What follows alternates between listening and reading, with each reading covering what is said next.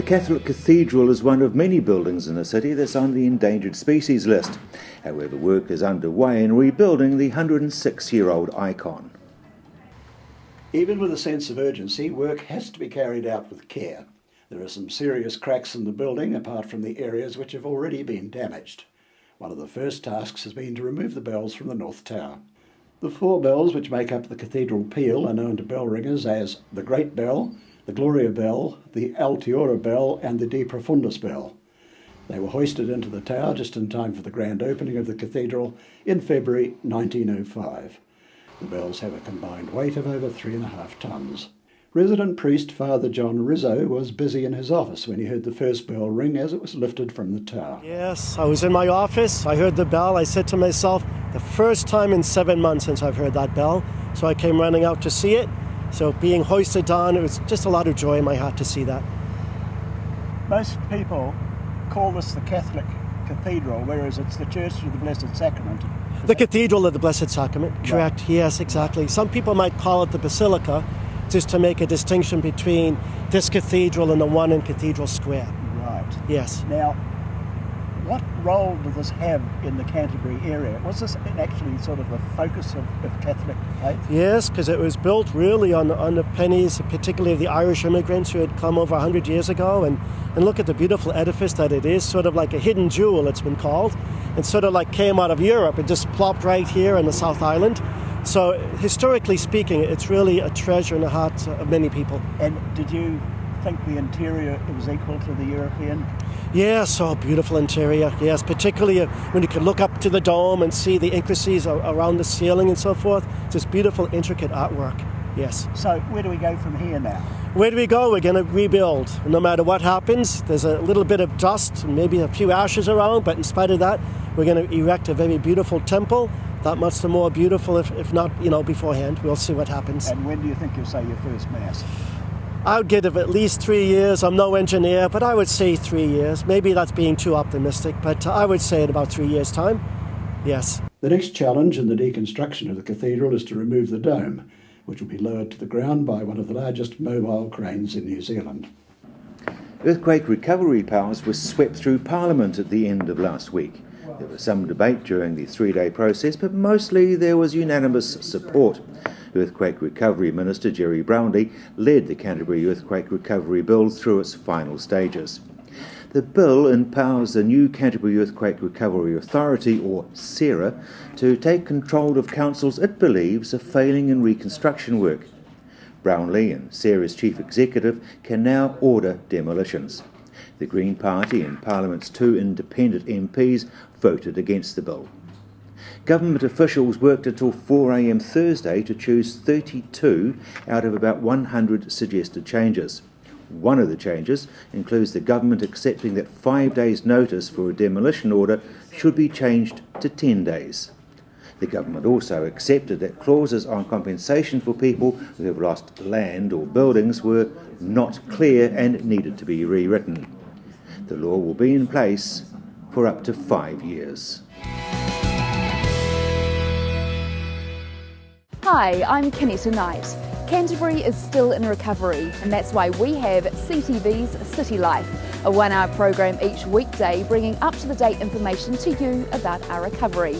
We'll be speaking to people from all ends of the spectrum, from people still affected by the earthquake to those making the decisions for ongoing progress and change. Who would you like to speak with? What questions would you ask? Email me, kenetta@mainlandpress.co.nz. See you early May. Hi, I'm Malcolm Harris, Sales Manager at the new CTV. Do you have a business that's been relocated, being rebuilt or repaired, or do you simply want to expand your market? Then you need to advertise on CTV. CTV is back on air and proud to be associated with the rebuild of Christchurch. Call me now and I'll put together a cost-effective campaign that will deliver results for your business. Grow your business with the all-new CTV, the Recovery Channel. Hi everyone, I'm Emily Cooper, a reporter for CTV News. Thanks so much for being with us at this time. We're back and we'll be bringing you all the best regional and local news possible. Watch CTV for all the latest updates on the recovery.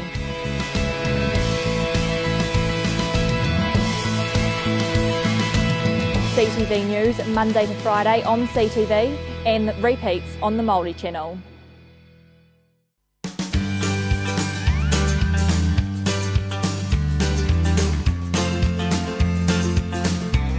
Hi, Rob Cope-Williams. Rob's Country will be back on CTV very, very soon. You'll remember that Rob's Country brings you anything rural, everything from dairying to cropping, horticulture, law, farm accounting, in fact anything that happens in rural Canterbury, which is really Rob's Country. Hi, Pete Smith, and I'm absolutely delighted to bring you the news that Pete Smith Hosts will be back. It'll be back on the brand new CTV. It's a chance for you to actually meet some of the up-and-coming stars of sport in our province, also some that are really high achievers, not just in Canterbury, but in New Zealand and around the world. It's back, Pete Smith Hosts, and we'll want to be reacting and interacting with you. So Pete Smith Hosts, I'm looking forward to it. I hope you will join me. The rubble from Christchurch has to go somewhere, but as Emily discovered, there's strong views on whether that place is Lyttelton Harbour. Lyttelton Port of Christchurch was ordered on April the 1st to stop dumping rubble after breaching its Civil Defence issued consent. The port believed it was allowed to take bricks, masonry and concrete cleared from demolished buildings. A large amount of rubble has already been dumped in the harbour. About 100 trucks a day had been taking rubble to the site. Spokesman Kopa Lee says there was a miscommunication about the extent of the consent. We, like a lot of stakeholders, are only relying on snippets of information. I haven't personally spoken with the CEO of Lyttelton Port Company in regard to what happened after we left the table, so to speak. But my understanding is that the rubble wasn't being screened as we agreed, and predominantly that the area that we agreed that it was to be used for, which was a very small area on the scheme of the whole bay that it was being put in, that area was not being utilised as we anticipated it would have. Well, the agreement that Rapaki and Ngāti Wheki had a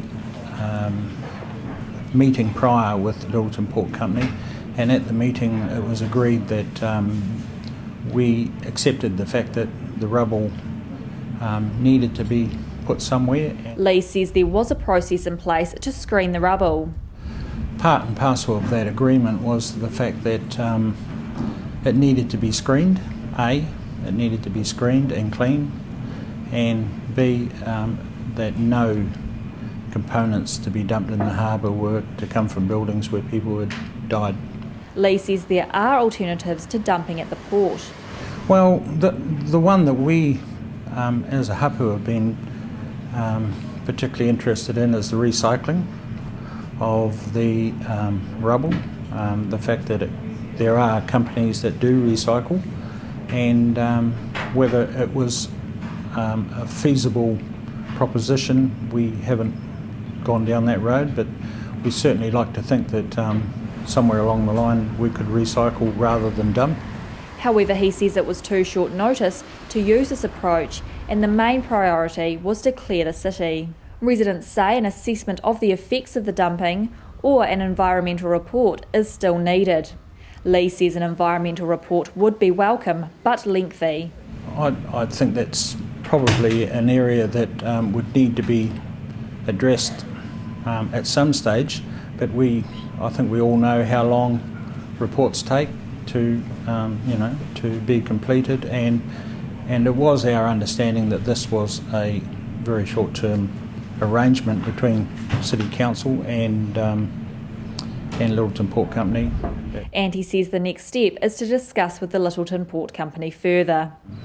Te Hapu Ngāti Wheki or Rapaki Runanga are endeavouring to form a relationship with the Littleton Port Company. So we want it to be a relationship that we can, that's built on trust, that we can, when we make an agreement, that agreement is as good as a contract. And that's CTV News. I'll be back at the same time tomorrow as we count down to our major launch on May the 2nd.